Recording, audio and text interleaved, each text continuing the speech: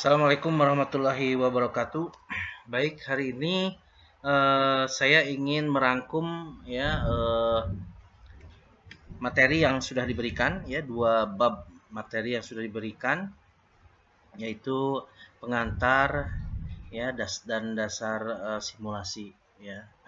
Dinamika sistem. Oke. Jadi pertama tentu kita harus memahami apa yang disebut dengan simulasi ya. Simulasi itu adalah cara kita untuk mereproduksi ya atau mereplikasi, bisa juga ya, meniru kondisi atau situasi dengan cara kita membuat model untuk studi atau untuk pengujian atau untuk dilatihkan. Nah, itu yang disebut dengan simulasi ya. Jadi tujuannya adalah kita mereproduksi perilaku operasional sistem dinamis. Dalam mata kuliah simulasi ini, model yang kita gunakan adalah komputer. Jadi simulasinya, makanya kalau di tempat lain namanya itu simulasi komputer. Ya. Jadi bisa dikatakan simulasi itu imitasi dari sistem dinamis dengan menggunakan komputer. Ya, nanti saudara diminta untuk mendownload ya ProModel ya. Nanti kita akan praktek ProModel. Nanti akan saya kirim ke depan tuh video-video tutorial untuk ProModel. Oke, namanya simulasi sistem. Jadi sistem yang akan dipelajari melalui simulasi, kan gitu ya. Oke, ini mungkin Anda sudah pernah dapatkan kuliah permodelan sistem. Ini hanya mereview sendiri, mereview saja ya. Kalau kita lihat mungkin lingkungan gitu ya, ada satu lingkungan atau suatu dunia nyata, maka seorang pengamat akan mengambil atau seorang peneliti bisa saja mengambil suatu masalah dari lingkungan yang dia amati. Ya, misalnya kalau Anda lihat pabrik, ya pabrik itu lingkungan pabrik itu macam-macam. Ya, ada bagian produksi, bagian pergudangan, bagian administrasi, bagian penjualan dan sebagainya. Itu satu lingkungan ya, lingkungan pabrik. Kemudian peneliti tertarik satu masalah. Nah, misalnya di bagian warehouse atau gudang, maka dia sebetulnya sedang mengambil suatu sistem di sana, ya, suatu sistem. Nah, karena dia ngambil hanya gudang saja, maka sistem komponen yang terlibat dalam sistem itu hanya komponen-komponen yang terkait dengan pergudangan. Ya, komponen-komponen yang berinteraksi dan membentuk suatu sistem namanya sistem pergudangan. Entah itu ada komponen mungkin komponen barang, komponen penempatannya, komponen operatornya atau komponen material handling equipment dan seterusnya. Mereka sering berinteraksi membentuk suatu sistem yang namanya sistem, misalnya dalam hal ini pergudangan. Oleh karena itu sistem ini pasti dia punya boundary ya, punya boundary dengan lingkungan ya, punya batasan dengan lingkungan ya. Jadi misalnya pergudangan, dia punya boundary dengan lingkungannya. Di lingkungan itu ada, di lingkungannya pergudangan ada bagian manufaktur, ada bagian mungkin logistik dan pengiriman dan sebagainya. Jadi ada komponen-komponen lain yang berinteraksi di sini ya dengan sistem. Nah, namanya sistem itu bisa dikatakan dengan nama lain adalah problem under study. Jadi sistem itu is problem under study, masalah yang sedang dipelajari. Nah, kalau dia masalah, maka dia harus ada pemecahannya. Nah, pemecahannya itu kita gunakan namanya model.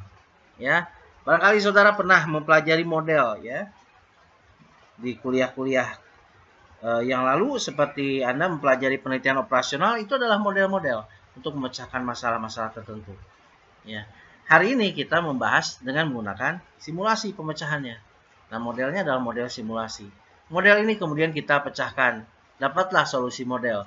Solusi model ini nanti akan diuji ya keandalannya, apakah dia bisa memecahkan sistem ini. Kira-kira seperti itu. Kita hanya melihat barangkali simulasi itu sebetulnya pembahasan tentang bagaimana salah satu model untuk memecahkan satu sistem, suatu masalah. Gitu ya.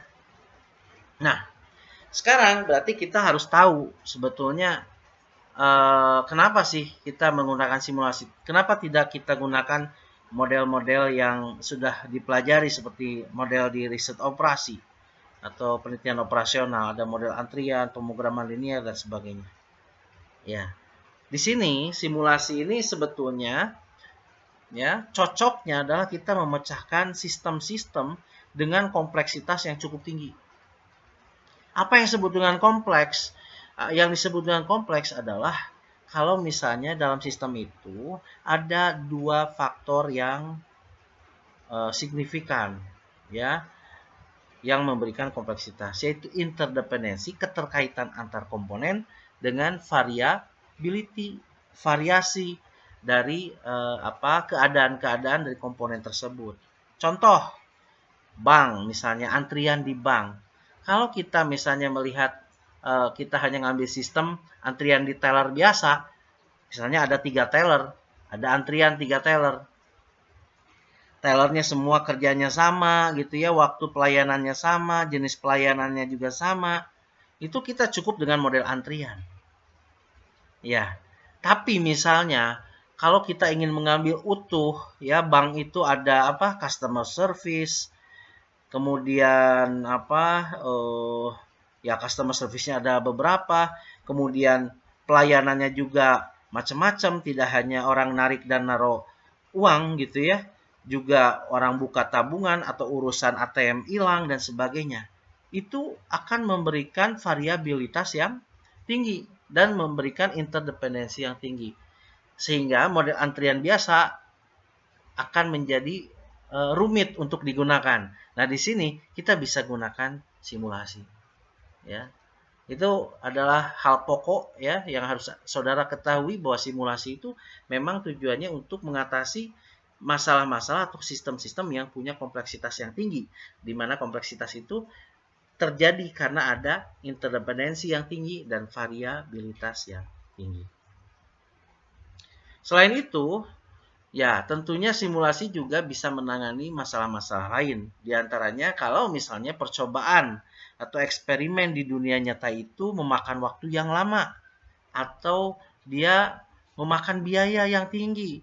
Simulasi ini bisa memecahkan masalah dengan cara yang lebih ekonomis. Walaupun yang harus diingat bahwa eksperimen dunia nyata tetap hasilnya akan lebih baik daripada simulasi. Sehingga kalau Anda menemukan satu masalah bisa dipecahkan dengan eksperimen dunia nyata secara lebih ekonomis daripada simulasi, maka lebih baik Anda menggunakan eksperimen dunia nyata, bukan dengan menggunakan simulasi. Ya, jadi ada tujuan-tujuan ekonomis di sana.